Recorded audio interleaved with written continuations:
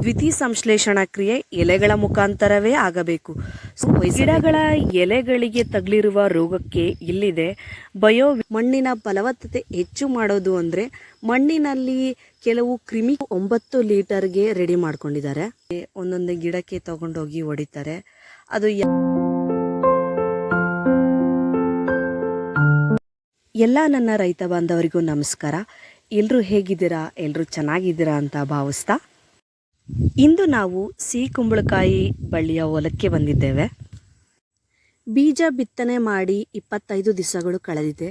ಈ ಸಮಯದಲ್ಲಿ ಗಿಡಗಳ ಎಲೆಗಳು ಮತ್ತು ಹೂವುಗಳು ಬೆಳೆಯುವಂತಹ ಸಮಯ ಇದು. ಒಂದು ಗಿಡದ ಎಲೆಗಳು ಎಷ್ಟು ಮುಖ್ಯ ಅನ್ನೋದು ನಿಮಗೆಲ್ರಿಗೂ ಗೊತ್ತಿರೋ ವಿಷಯ.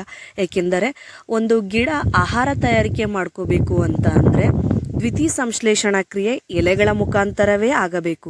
ಸೊ ಹಾಗಾಗಿ ಎಲೆಗಳ ಆರೋಗ್ಯವನ್ನು ಕಾಪಾಡಿಕೊಳ್ಳುವುದರಲ್ಲಿ ರೈತರು ಮುಂಜಾಗ್ರತೆಯನ್ನು ಗಿಡಗಳ ಎಲೆಗಳಿಗೆ ತಗುಲಿರುವ ರೋಗಕ್ಕೆ ಇಲ್ಲಿದೆ ಬಯೋವಿಟಾ ಬೇಸ್ಡ್ ಆನ್ ಸೀವೀಡ್. ಇದು ಸಸ್ಯಗಳ ಆರೋಗ್ಯವನ್ನು ಕಾಪಾಡುವಲ್ಲಿ ಯಶಸ್ವಿಯಾಗಿದೆ ಅಂತ ಹೇಳ್ಬೋದು. ಇದು ಹೂವು, ಹಣ್ಣು ಮತ್ತು ಎಲೆಗಳ ಆರೋಗ್ಯವನ್ನು ಕಾಪಾಡುವಲ್ಲಿ ಉಪಕಾರಿಯಾಗಿದೆ. ನೆಕ್ಸ್ಟ್ ಇದು ಒಂದು ಮೈಕ್ರೋಫಾಸ್ ಅಂತ. ಇದು ಕೂಡ ಒಂದು ಕೀಟನಾಶಕವಾಗಿ ಕೆಲಸ ಮಾಡುತ್ತದೆ. ಇದು ಏನಕ್ಕೆ ಇದ್ರ ಜೊತೆ ಆ್ಯಡ್ ಮಾಡಿದ್ದೀವಿ ಅಂತ ಅಂದರೆ ತುಂಬ ಸಣ್ಣ ಸಣ್ಣ ಕೀಟಗಳನ್ನು ನಾಶ ಮಾಡಲಿಕ್ಕೆ ಇದು ತುಂಬ ಉಪಯೋಗ ಆಗಿದೆ. ಇಷ್ಟೊಂದು ಕೀಟನಾಶಕಗಳ ಬಳಕೆಯ ನಂತರ ನಮ್ಮ BFTPL ಅವರ ಐಫೈ ಪ್ಲಾಂಟ್ ಗ್ರೋತ್ ಪ್ರಮೋಟರ್ ಇದು ಜೈವಿಕ ಕೀಟನಾಶಕವಾಗಿದೆ. ಇದನ್ನು ಏನಕ್ಕೆ ಯೂಸ್ ಮಾಡ್ತಾ ಇದ್ದೀವಿ? ಮಣ್ಣಿನ ಫಲವತ್ತತೆ ಹೆಚ್ಚು ಮಾಡಲಿಕ್ಕೆ. ಮಣ್ಣಿನ ಫಲವತ್ತತೆ ಹೆಚ್ಚು ಮಾಡೋದು ಅಂದರೆ ಮಣ್ಣಿನಲ್ಲಿ ಕೆಲವು ಕ್ರಿಮಿಕೀಟಗಳು ಹುಟ್ಟಲಿಕ್ಕೆ, ಉತ್ಪತ್ತಿಯಾಗಲಿಕ್ಕೆ ಈ ಕೀಟನಾಶಕ ಸಹಾಯ ಮಾಡುತ್ತದೆ ಮತ್ತು ಗಿಡಗಳ ಪೌಷ್ಟಿಕತೆಯನ್ನು ಹೆಚ್ಚಿಸುತ್ತದೆ. ಸೊ ಈ ಕಾರಣಕ್ಕಾಗಿ ನಾವು ಇದು ಒಂದು ಲೋಷನ್ನ ಬಳಸ್ತಾ ಇದ್ದೀವಿ. ಈ 3 ಕೀಟನಾಶಕಗಳನ್ನು ಬಳಸಿ ನಾವು ಸಿಹಿ ಕುಂಬಳಕಾಯಿ ಬಳ್ಳಿಯ ಗಿಡಗಳ ರೋಗ ನಿವಾರಣೆಗೆ ಮುಂದಾಗಿದ್ದೇವೆ. ಎಲ್ಲ ಕೀಟನಾಶಕಗಳ ಬಾಟಲ್ಗಳನ್ನು ಓಡ್ಕೊಂಡ್ಬಿಟ್ಟು ಒಂದು ಸ್ವಚ್ಛವಾದ ಬಕೆಟ್ಗೆ ಅದನ್ನು ಮಿಕ್ಸ್ ಮಾಡ್ಕೋತಾ ಇದ್ದೀವಿ.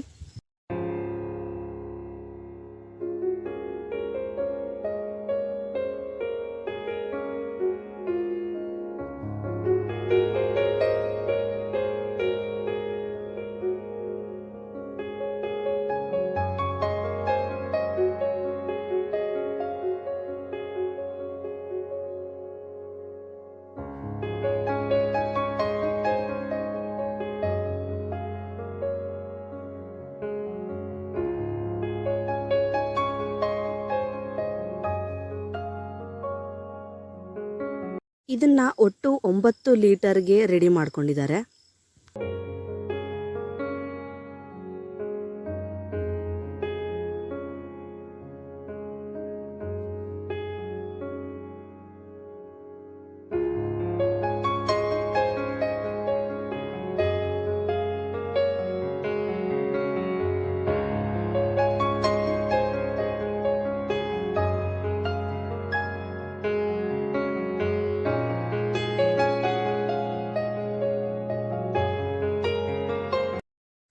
ಇನ್ನು ಈ ಔಷಧಿ ತಯಾರಾಗಿದೆ. ಈ ಔಷಧಿಯನ್ನು ಸಿಹಿ ಕುಂಬಳಕಾಯಿ ಬಳ್ಳಿಗೆ ಒಂದೊಂದು ಗಿಡಕ್ಕೆ ತಗೊಂಡೋಗಿ ಹೊಡಿತಾರೆ.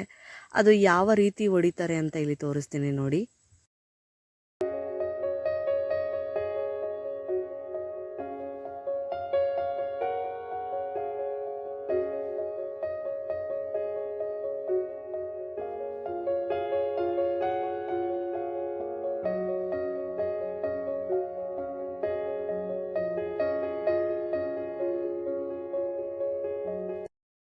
ರೈತ ಜೀವನದಲ್ಲಿ ಕಷ್ಟಪಟ್ಟು ಮಳೆ ಬಿಸಿಲು ಎನ್ನದೆ ಮೈಬಗ್ಗಿಸಿ ದುಡಿದು ಕಷ್ಟಪಡುತ್ತಾನೆ. ಫಸಲು ಬೆಳೆದು ಮಾರಾಟ ಮಾಡುತ್ತಾನೆ. ಲಾಭಕ್ಕಿಂತ ಹೆಚ್ಚು ನಾವೆಲ್ಲರೂ 3 ಹೊತ್ತು ಊಟ ಮಾಡುತ್ತೇವೆ. ಆದರೆ ಆತನ ಬಗ್ಗೆ ನಾವೇನು ಯೋಚನೆ ಮಾಡುವುದಿಲ್ಲ ಅನ್ನುವುದು ಲೋಕರೂಢಿ. ದೇಶದಲ್ಲಿ ಕೃಷಿಕರು ಇಲ್ಲದಿದ್ದರೆ ಇಡೀ ದೇಶವೇ ಉಪವಾಸದಲ್ಲಿ ಮಲಗಬೇಕಾಗುತ್ತದೆ. ಆದ್ದರಿಂದ ಎಲ್ಲರೂ ರೈತರನ್ನು ಗೌರವಿಸಿ ಯಾರೂ ನನ್ನ ಚಾನಲ್ಗೆ ಸಬ್ಸ್ಕ್ರೈಬ್ ಆಗಿಲ್ಲ, ದಯವಿಟ್ಟು ಸಬ್ಸ್ಕ್ರೈಬ್ ಆಗಿ. ನಮಸ್ಕಾರ.